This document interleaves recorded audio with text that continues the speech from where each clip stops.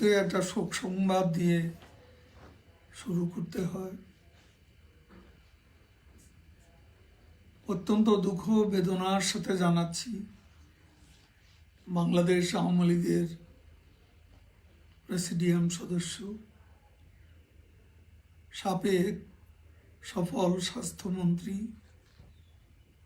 কর্মী বান্ধব, কারা নির্যাতিত নেতা, দলের দুঃসময়ের একজন বলিষ্ঠ সংগঠক, যিনি আন্দোলন সংগ্রামে ছিলেন অকুতোভয়, শহীদ এম মনসুর আলীর সুযোগ্য সন্তান, 14 দলের সমন্বয়ক মোহাম্মদ নাসিম না ফেরা দেশে চলে গেলেন। আমরা শোকাহত বাংলাদেশ আওয়ামী লীগের পক্ষ থেকে আমি গভীর শোক প্রকাশ করছি এবং পরিবার পরিজনের প্রতি সমবেদনা জানাচ্ছি এবং শোকসন্তপ্ত পরিবার পরিজনের প্রতি সমবেদনা জানাচ্ছি।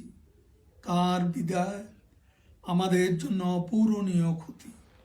এই শূন্যতা সহজে পূরণ হবার নয়।